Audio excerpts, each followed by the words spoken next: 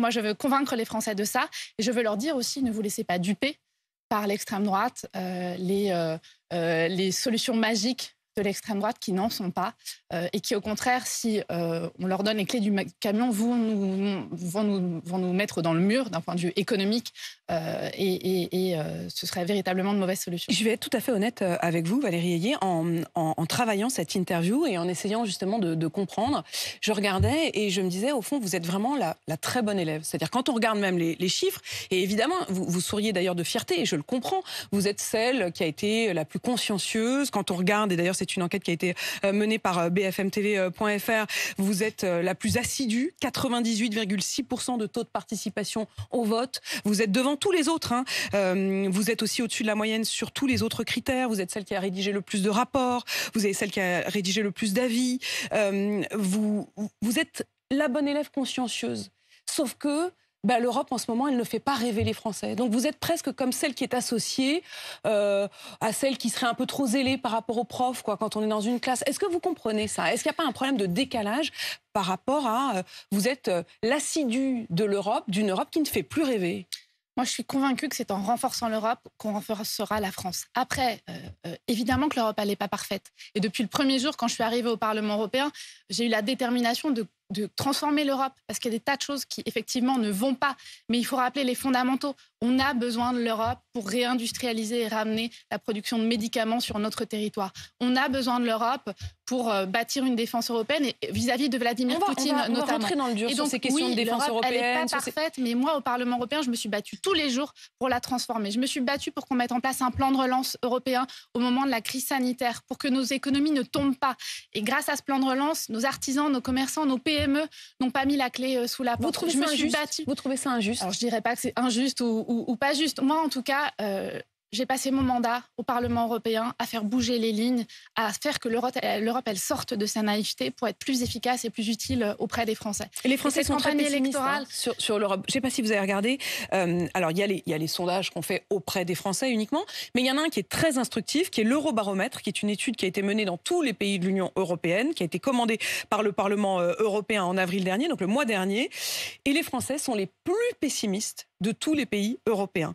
65% des Français estiment que les choses vont dans la mauvaise direction en Union européenne, contre 49% de tous les Européens en moyenne. Qu'est-ce que vous leur dites à ces Français ? Aux Français, je leur dis que les choses ne sont pas parfaites. Je leur dis qu'on a commencé à faire bouger les lignes au Parlement européen. On a mis en place une régulation inédite des géants du numérique, c'est-à-dire qu'on joue le rapport de force avec les géants du numérique pour qu'ils protègent nos enfants en ligne. On a mis en place le plan de relance. On a mis en place la taxe carbone aux frontières pour ramener de la compétitivité à nos entreprises, à nos industriels.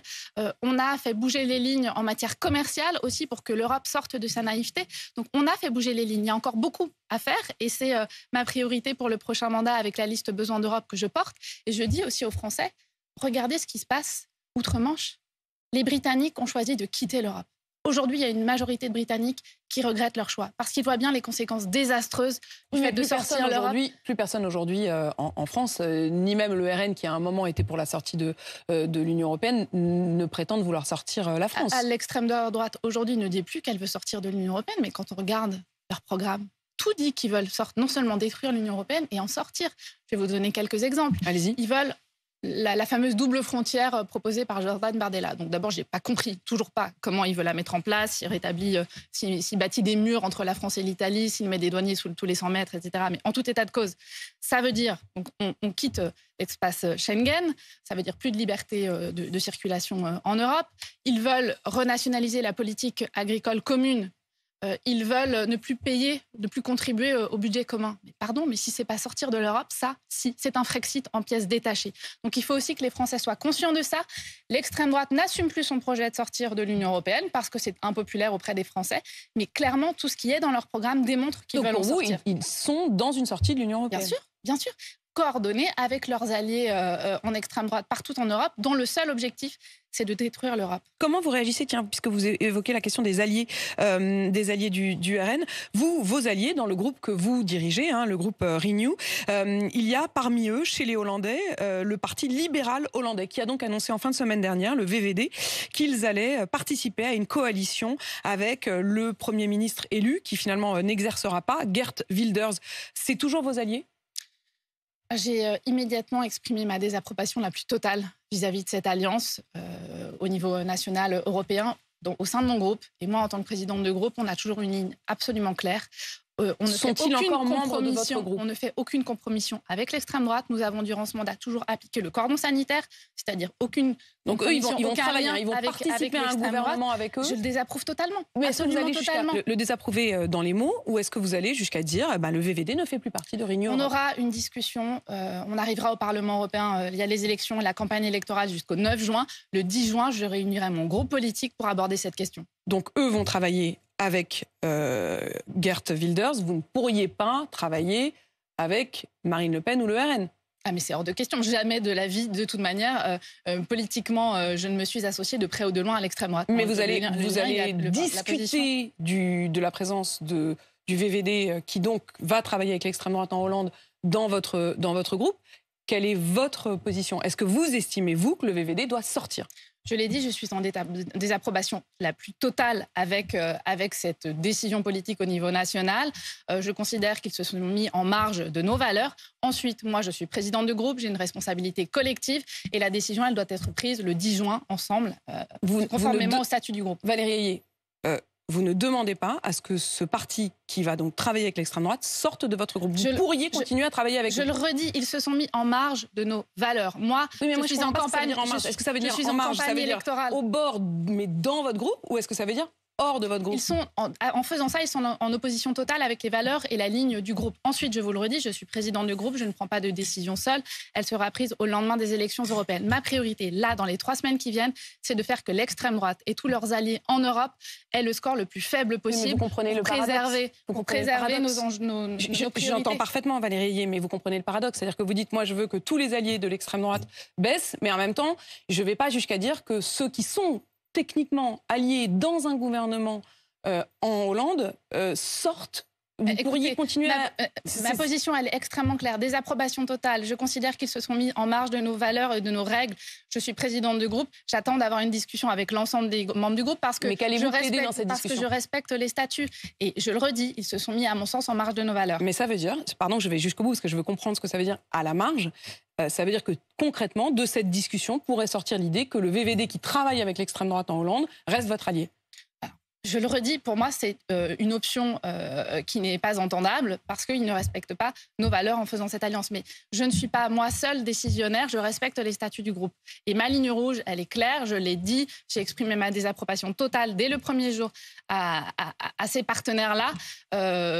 Le cordon sanitaire, on l'a toujours respecté. Ça fait partie des valeurs absolues du groupe. Et je prendrai mes responsabilités au lendemain de l'élection pour que ces valeurs-là continuent d'être respectées. Valérie Ayé, est-ce qu'il faut aller vers plus d'Europe? On va parler de la question de la manière dont les décisions sont prises au sein de l'Europe et la question aussi de l'élargissement. Sur la question de l'élargissement, quelle est votre position à vous sur l'idée de pouvoir accueillir l'Ukraine, la Géorgie? L'Ukraine a sans conteste un destin européen, puisque les Ukrainiens, ils se battent évidemment pour recouvrir leur intégrité territoriale, ils se battent aussi pour nos valeurs européennes de démocratie. Et c'est l'une des raisons pour lesquelles Vladimir Poutine s'est attaqué aux Ukrainiens. Ensuite, est-ce que l'Ukraine doit intégrer l'Union européenne demain matin? Non. Il y a des conditions avant toute adhésion. La première, c'est évidemment que l'Ukraine ne soit plus en guerre.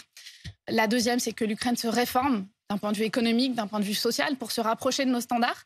Et puis la troisième, c'est que nous-mêmes, nous nous réformions.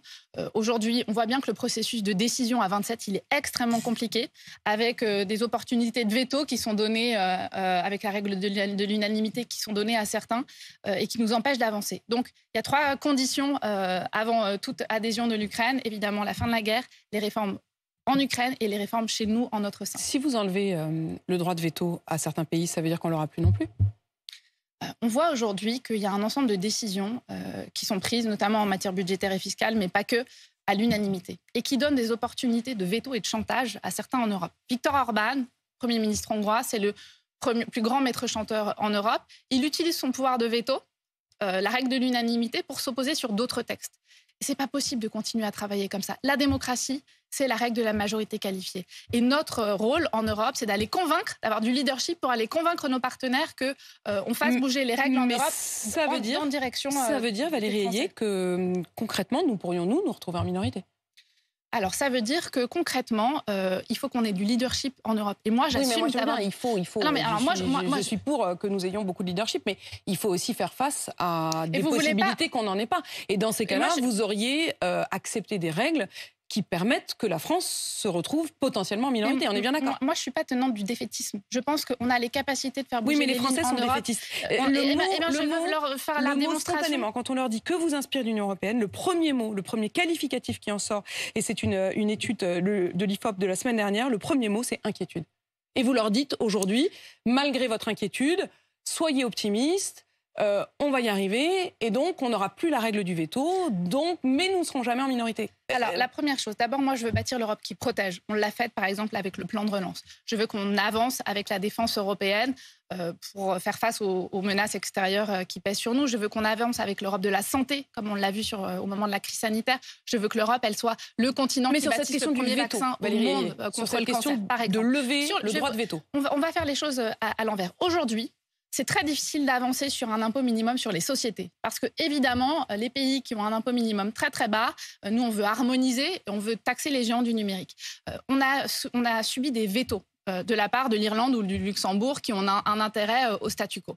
On a réussi à transformer l'essai en montant la discussion au niveau international. On n'y arrivait pas à l'échelle européenne parce qu'on avait quelques pays qui opposaient leur veto. Eh bien, moi, je veux qu'on taxe les géants du numérique. Et je ne veux pas que le Luxembourg, l'Irlande ou la Hongrie nous empêchent de taxer les géants du numérique grâce à leur pouvoir de veto. C'est ça l'Europe. C'est comment on fait pour avancer en commun, ensemble, en prenant des décisions qui permettent véritablement de répondre à l'intérêt des Français. Et l'intérêt des Français, par exemple, c'est qu'on taxe les géants du numérique qui, aujourd'hui, sont moins taxés que le boulanger du coin. La Géorgie a-t-elle sa place ? La Géorgie, alors la situation politique est compliquée aujourd'hui en Géorgie. Et donc on voit qu'il y a un gouvernement qui est pro-russe, qu'il y a une présidente qui est pro-européenne, qu'il y a des Géorgiens qui manifestent dans la rue tous les jours en montrant leur aspiration à devenir européens. Moi, je voudrais dire mon soutien à tous les Géorgiens qui veulent accéder à l'Union européenne. Là encore, on verra quelles sont les conditions. Est-ce que la phrase « je donne mon soutien à tous ceux qui veulent rejoindre l'Union européenne » veut dire que vous, Valérie Ayé, vous êtes favorable à l'entrée de la Géorgie dans l'Union européenne ? Mais je le redis, ou en tout cas à ouvrir un processus d'entrée active dans l'Union européenne. Je le redis, il n'y a pas d'adhésion qui ne se fasse pas sans condition.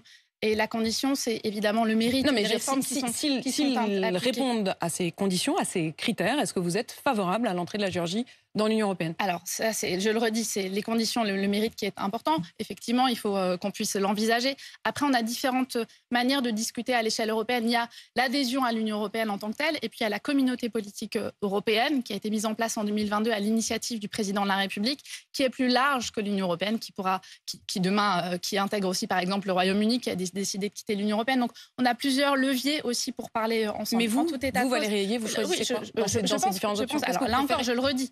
Je pense que la Géorgie, dans tous les cas, on a ouvert, il y a une décision qui a été faite pour ouvrir des discussions. Je pense qu'elle a aussi un destin européen.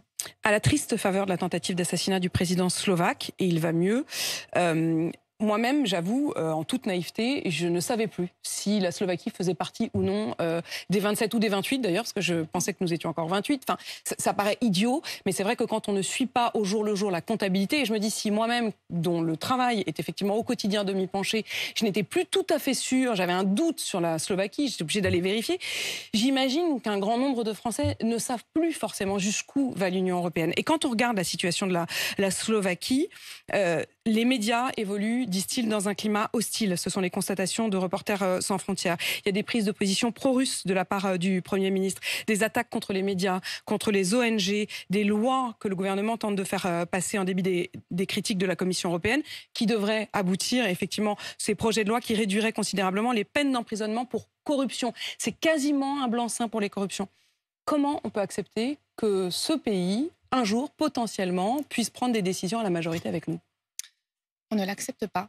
Dans le mandat qui vient de se terminer, on a mis en place, j'ai négocié ce qu'on a appelé un mécanisme de conditionnalité. Derrière ces mots un peu techno, ça veut dire quoi ? Ça veut dire que quand il y a des gouvernants qui ne respectent pas nos valeurs fondamentales, comme on le voit en Hongrie, comme on l'a vu en Pologne il y a quelques années, avant que les conservateurs au pouvoir ne soient balayés, eh bien, on refuse de donner de l'argent européen à ses gouvernants. C'est le cas en Hongrie.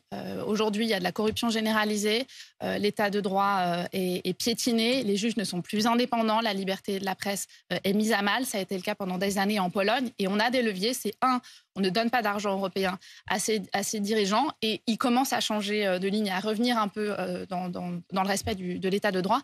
Et puis 2, on a un processus au niveau européen qui est bloqué aujourd'hui, c'est-à-dire qu'on a la possibilité de ne plus donner de droit de vote aux pays qui ne respectent plus nos valeurs fondamentales, mais il faut l'unanimité des autres. Et évidemment, par exemple, on n'a pas pu mettre en place... que la Hongrie, que la Pologne soient d'accord.